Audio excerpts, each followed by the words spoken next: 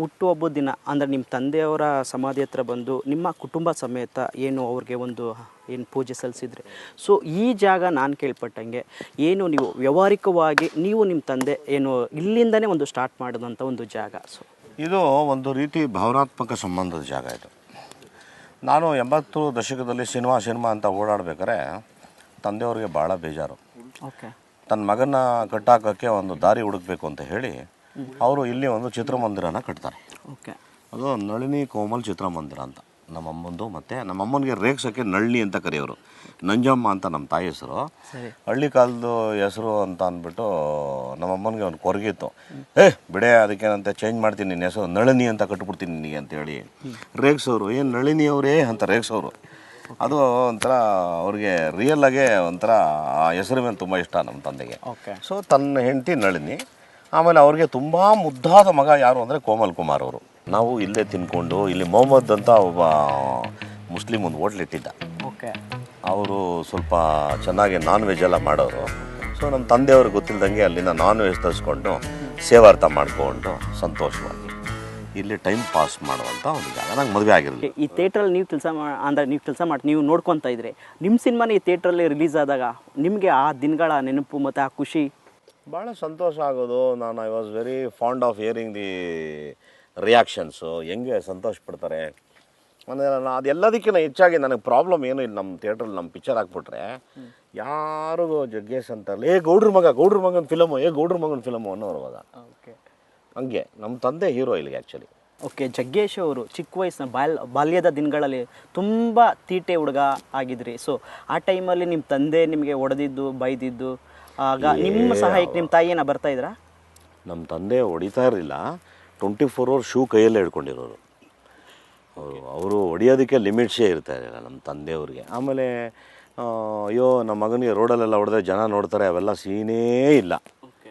Road ಬೀದಿ ಎಲ್ಲಿ ಸಿಕ್ಕರು ಮಕಣೆ ಕೆಡ್ಕೊಂಡು ಶೂ ಬಿಚ್ಕೊಂಡು ರಾಪ ಹೊಡೆದಾಕ್ಬಿಡೋರು ನಮ್ಮನ್ನು. ಅಂದರೆ ಆ ಪದ್ಧತಿ ಸಿಸ್ಟಮ್ಮು ಒಳ್ಳೆಯದು ಕೆಟ್ಟದ್ದು ಎಲ್ಲ ನಡ್ಕೋಬೇಕು. ಅವ್ರಿಗೆ ತುಂಬ ಕೋಪಿಸ್ಟ್ರು. ಜೊತೆಗೆ ನೀವು ನಿಮ್ಮ ತಂದೆ ಕಳ್ಕೊಂಡಾದ್ಮೇಲೆ ನೀವು ಯಾವ ರೀತಿ ಮತ್ತು ಇಲ್ಲಿಗೆ ಎಷ್ಟು ಅಂದರೆ ನೀವು ಆಗಲೇ ಹೇಳ್ದಂಗೆ ಅವ್ರನ್ನ ನಾನು ಆನೆಸ್ಟ್ಲಿ ಸ್ಪೀಕಿಂಗ್ ನಮ್ಮ ತಂದೆಯವರು ನನ್ನ ಜೊತೆ ಆತ್ಮೀಯತೆ ನಮಗೆ ಅವ್ರಿಗೆ ಡೆವಲಪ್ ಆಗಿದ್ದು ಅವ್ರಿಗೆ ಸ್ವಲ್ಪ ಆರೋಗ್ಯದ ಸಮಸ್ಯೆ ಆದಾಗ. ಅವರಿಗೆ ತುಂಬ ಈಸ್ ಅ ವೆರಿ ಒಂಥರ ಸೆಲ್ಫ್ ಕಾನ್ಫಿಡೆಂಟ್ಗೆ ಬದುಕುವಂಥ ಮನುಷ್ಯ, ಸ್ವಾಭಿಮಾನಿ, ಯಾರಿಗೂ ತಲೆ ಬಗ್ಸೋಲ್ಲ ಅಂಥ ಒಬ್ಬ ವ್ಯಕ್ತಿಗೆ ತೊಂದರೆಗಳಾಗ್ತಾ ಇದ್ದಾಗ ನಾನೊಬ್ಬ ಮಗನಾಗಿ ನಾನು ಭಾಳ ತೀಕ್ಷ್ಣವಾಗಿ ಅವರ ಸೈಕಾಲಜಿಕಲಿ ಗಮನಿಸ್ತಾ ಇದ್ದೆ. ನಾವು ಅವು ಒಳ್ಳೊಳ್ಳೆ ಉತ್ತಮವಾದ ಡಾಕ್ಟ್ರುಗಳ ಸಂಪರ್ಕ ಇದ್ದಿದ್ದರಿಂದ ಅವ್ರನ್ನ ಹೆಂಗೆಲ್ಲ ಉಳಿಸ್ಕೋಬೋದು ಅಂತೆಲ್ಲ ಪ್ಲ್ಯಾನ್ ಮಾಡಿ ಬಹುತೇಕ ಅವರು ನಾನು ಜಂಬಕ್ಕೆ ಹೇಳೋದು ಅಂತಲ್ಲ, ನಮ್ಮ ಒಂದು ಅದ್ಭುತವಾದ ಡಾಕ್ಟ್ರ್ ಸಂಪರ್ಕ ಇತ್ಯಾದಿ ಇವರೆಲ್ಲರಿಂದ ಒಂದು 8 ರಿಂದ 9 ವರ್ಷ ಅವ್ರ ಆಯುಷ್ಯ ವೃದ್ಧಿ ಆಯಿತು. ಓಕೆ. ಈ ಲಾಸ್ಟ್ ಇಸ್ ಲೆಗ್, 1 ರಿಂದ 2 ಕಾಲು ಕಳ್ಕೊಂಡ್ರು. ಅದಾದಮೇಲೆ ವೀಲ್ ಚೇರಲ್ಲಿ ಅವ್ರಿಗೊಂದು ಸಂತೋಷ, ಅದೆಲ್ಲವೂ ಆಯಿತು. ನಾವು ಇದರಲ್ಲಿ SV ಬಾಬು ಅವ್ರ ಪಿಕ್ಚರ್ ಶೂಟಿಂಗ್ ಮಾಡ್ತಾಯಿದ್ದೆ. ಕಾಲಿಲ್ಲದೆ ಇದ್ದವರೆಲ್ಲ ವೀಲ್ ಚೇರ್ ಓಡಿಸ್ಕೊಂಬರ್ತಾಯಿದ್ರು, ಸುಯಿ ಅಂತ ಬರ್ತಾಯಿದ್ರು. ನಮ್ಮ ಅಪ್ಪನಿಗೆ ಇದರಲ್ಲಿ ಕೂರಿಸ್ಬಿಟ್ರೆ ಬಲೆ ಮಜಾ ಇರುತ್ತಲ್ಲ ಅಂತ ಅಂದ್ಬಿಟ್ಟು ಮಲೇಷ್ಯಾನಲ್ಲಿ ನಾನು ಆರ್ಡ್ರ್ ಮಾಡಿ ಆ ಗಾಡಿ ತಂದು ನಮ್ಮ ತಂದೆ ಕೊಟ್ಟಿದ್ದು. ಆವಾಗ 1.25 ಲಕ್ಷ ಅದಕ್ಕೆ ಟ್ರೈನಿಂಗ್ ಕೊಟ್ಟು ಅವ್ರಿಗೆ ಆಲ್ಮೋಸ್ಟ್ ಆ ಗಾಡಿ ಸಿಕ್ಕಿದ ಮೇಲೆ ತಿರ್ಗಾ ರೀಬರ್ತ್ ಆಗೋಯ್ತು ಲೈಫ್ ಅವ್ರಿಗೆ. ತನ್ನ ಕಾಲು ಇದ್ದಂಗೆ ಅವ್ರು ಎಲ್ಲಿ ಮನಸ್ಸು ಬಂದರೂ ಓಡಾಡೋರು, ಅವ್ರು ಓಡಾಡೋ ಜಾಗ ಎಲ್ಲ ಮಾಡಿಕೊಟ್ಟಿದ್ವಿ. ಆಮೇಲೆ ನಮ್ಮ ನಾದಿನಿ ಚೆನ್ನಾಗಿ ನೋಡ್ಕೊತಾ ಇದ್ದರು. ಅವ್ರ ಮೊಮ್ಮಕ್ಕಳುಗಳು ಇಬ್ಬರು ಇಲ್ಲೇ ಇದ್ದರು, ಅವರೆಲ್ಲ ಭಾಳ ಚೆನ್ನಾಗಿ ನೋಡ್ಕೊಂಡು ಈ got back is life. So ತುಂಬ ಚೆನ್ನಾಗಿರೋದು, ನಾವೆಲ್ಲ ಮಜಾ ತೊಗೊಳೋದು. ನಮ್ಮ ತಂದೆಗೆ ಎಣ್ಣೆ ಹಾಕ್ಸ್ಬಿಟ್ಟು ಮಜಾ ತೊಗೊಳೋದು. ನಮ್ಮ ತಂದೆ ಎಣ್ಣೆ ಹಾಕೋರ್ಗೂ ಭಾಳ ಸೀರಿಯಸ್ಸಾಗಿ ಸೈಲೆಂಟಾಗಿ ಹಿಂಗಿರೋರಿಗೆ ಸ್ವಾಮಿ ನಮಸ್ಕಾರ ಹಿಂಗೆ ಅಂತ ಹಾಕ್ಸ್ಬಿಟ್ರೆ ಮಾತ್ರ ಎದ್ದೇಳು ಮಂಜುನಾಥ ಟೈಪ್ ಬೈಯೋರು. ಫುಲ್ಲು ಆ ಮಜಾ ತೊಗೊಳಕ್ಕೆ ಹಾಕ್ಸ್ತಾಯಿದ್ವಿ ನಾವು. ಆ ಥರ ಒಂದು ಒಳ್ಳೆ ಟೈಮ್ ಪಾಸು ಚೆನ್ನಾಗಿತ್ತು.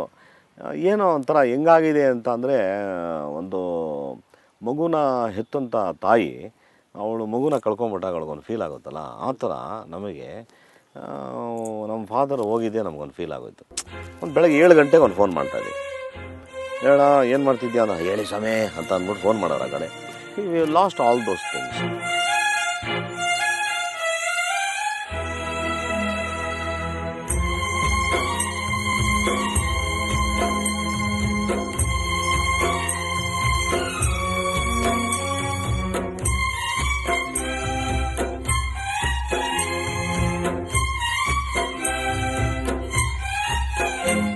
ನಿಮ್ಮ ಲೈಫ್ಗೆ ಒಂದು ತಿರುವು ಕೊಟ್ಟರಂತೆ ಏನದು, ಏನು ವಿಚಾರ ಅದು? ಪ್ರತಿಯೊಂದು ತಾಯಿ ತುಂಬ ಜವಾಬ್ದಾರಿಯಾಗಿದ್ದರೆ ಮುಂದಿನ ತಲೆಮಾರಿಗೆ ಒಂದು ಒಳ್ಳೆಯ ಸತ್ಪ್ರಜೆಗಳನ್ನ ಮಾಡ್ಬೋದು ತಮ್ಮ ಮಕ್ಕಳನ್ನ. ನಮ್ಮ ತಾಯಿಯವರು ತುಂಬ ಆಧ್ಯಾತ್ಮಿಕವಾಗಿದ್ದಂಥ ಮಹಿಳೆ. ಅವ್ರ ಬದುಕಲ್ಲಿ ನಂತರನೇ ತುಂಬ ಎಲ್ಲ ಮಜಲುಗಳನ್ನ ನೋಡಿ ಸಂತೋಷಪಟ್ಟು ಭಾಳ ಸಣ್ಣ ವಯಸ್ಸಿಗೆ ನಿರ್ಗಮಿಸಿದವರು. ಅವ್ರು ಬಂದು ಈ ಕ್ಷೇತ್ರದಲ್ಲಿ ಜಿಲ್ಲಾ ಪರಿಷತ್, ನಾಟ್ ಪಂಚಾಯತ್, ಪರಿಷತ್ತಲ್ಲಿ ಅತ್ಯಂತ ಹೈಯೆಸ್ಟ್ ಹೋಟೆಲ್ ಗೆದ್ದಂಥ ಮಹಿಳೆ ನಮ್ಮ ತಾಯಿಯವರು. ತುಂಬ ಕೆರೆ ಕಟ್ಟೆಗಳನ್ನ ಕಟ್ಟಿದ್ದಾರೆ. ಹಾಗೆ ಒಂಥರ ರಾಜಕೀಯದ ಹಿನ್ನೆಲೆ ಇದೆ. ತಾಯಿಯವರು ನಮ್ಮ ಒಂದು ಅಪಾಪೌಲಿ ದಿನಗಳಿತ್ತಲ್ಲ, ಆ ದಿನಗಳು, ಅಪಾಪೌಲಿ ದಿನಗಳದು ಅವಾಗ ಪ್ರತಿಯೊಬ್ಬರಿಗೂ ಬರುತ್ತೆ ಆ ಸ್ಟೇಜು. ಅದು ಬಂದು ಒಂದು ಯುವಕರ ಕಾಯಿಲೆ. ಅದು ಪ್ರತಿಯೊಬ್ಬರಿಗೂ ಆಗಿರುತ್ತೆ. ಅದು ಮಹಾತ್ಮ ಗಾಂಧೀಜಿಗೂ ಆಗಿರುತ್ತೆ, ಅಥವಾ ಇನ್ನು ಹಿಂದೆ ಹೋದರೆ ಇನ್ನೊಬ್ರಿಗೂ ಆಗಿರುತ್ತೆ, ಅಥವಾ ಅದಕ್ಕೆ ಮುಂದೆ ಹುಡ್ದವ್ರು ಆಗಿರುತ್ತೆ, ನನಗೂ ಆಗಿರುತ್ತೆ, ಮುಂದಿನ ಪೀಳಿಗೆಗೂ ಆಗುತ್ತೆ. ಆದರೆ ಇಂಥ ಕಾಯಿಲೆಗೆ ಔಷಧಿ ಕೊಡೋದಕ್ಕೆ ಕೆಪಾಸಿಟಿ ಇರೋ ತಾಯಿಗೆ ಮಾತ್ರ, ಬೇರೆ ಯಾರಿಗೂ ಇಲ್ಲ. ಅವಳ ಕೈನಲ್ಲಿ ಆ ಶಕ್ತಿ ಇರುತ್ತೆ. ನನಗೆ ಆ ಕಾಯಿಲೆ ಬಂದಾಗ ನಮ್ಮ ತಾಯಿ ಗಮನಿಸಿದ್ರು ನನ್ನ ಸೂಕ್ಷ್ಮವಾಗಿ, ನಮ್ಮ ಮಗ ಬೇರೆ ಏನೋ ಆಗ್ತಿದ್ದಾನೆ ಅಂತ. ನೀವು ಕ್ರೈಮ್ ಜಗತ್ತಲ್ಲಿ ತುಂಬ ಹೆಸರು ಕೇಳಿರ್ತೀರಿ. ಶ್ರೀರಾಮ್ಪುರದ ಕಿಟ್ಟಿ, ಆರ್ಬೇಳ್ ಬಾಬು, ಶಿವ, ಶ್ರೀರಾಮ್ಪುರದ ಶಿವ, ಮಾಸ್ತಪ್ಪ, ಶ್ರೀರಾಮ್ಪುರದ ಅರಸಪ್ಪ, ಬಿಡ್ಡ, ಇವರೆಲ್ಲ ತುಂಬ ಆತ್ಮೀಯರಾಗಿದ್ರೆ ಹೇಗೆ? ತುಂಬ ಫ್ರೆಂಡ್ಸ್ ಅವರು ನನಗೆ. ಓಕೆ. ಅವ್ರು ನನಗಿನ್ನ ಒಂದು 5-6 ವರ್ಷ ದೊಡ್ಡವರು ಇರ್ತಾರೆ ಅಷ್ಟೇ ಕೆಲವರು. ಇವರೆಲ್ಲ ಫ್ರೆಂಡ್ಸು. ಇವ್ರು ಏನು ಸದ್ಬುದ್ಧಿ ಇದೆ ಆ ಸದ್ಬುದ್ಧಿ ಬೇಗ ನಾವು ಕಲ್ತ್ಕೋತಾ ಇದ್ದೀವಿ. ಸರಿ. ಇವರಿಂದ ನನ್ನ ಬಿಡುಗಡೆಗೊಳಿಸಿ ನನ್ನನ್ನು ಸನ್ಮಾರ್ಗದಲ್ಲಿ ಬೆಳೆಸಬೇಕು ಅನ್ನೋದು ನಮ್ಮ ತಾಯಿ ಸಂಕಲ್ಪ ಆಗಿತ್ತು. ಹಾಗಾಗಿ ನಮ್ಮ ತಾಯಿ ಎಂಥ ಹಠ ಮಾಡಿ ರೈಲ್ವೆ ಕಮ್ಮಿ ಮೇಲೆ ಮನ್ಕೊಂಬಿಟ್ರು ನಮ್ಮ ತಾಯಿ. ಒಂದಿನ ನಾನು ಸೂಸೈಡ್ ಮಾಡ್ಕೊತೀನಿ, ಬೇಡ ನನಗಿಂಥ ಮಗ. ಆಗ ನಾನು ಪ್ರಾಮಿಸ್ ಮಾಡಿದೆ, ನನ್ನ ಸಾಯೋವರೆಗೂ ನಿನಗೆ ಯಾವತ್ತೂ ಹರ್ಟ್ ಮಾಡೋ ಮಗನಾಗೋಲ್ಲ ಅಂತ ಅಂದಮೇಲೆ ಎದ್ದು ಬಂದಿದ್ದು ನಮ್ಮ ತಾಯಿ. ಓಕೆ.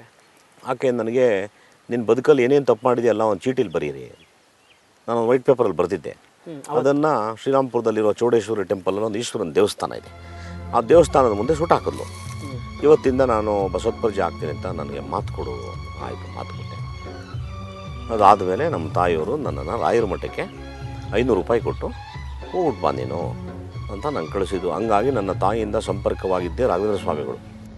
ದೇವರೇ ನೀನು ಇರುವ ವಿಷಯ, ಭೂಮಿಗೆ ನೀನು ಬರದ ಕಥೆಯ, ಅಮ್ಮನು ನನಗೆ ಹೇಳಿದಳು, ಆದರೆ ಅರ್ಥ ಉಳಿಸಿದಳು.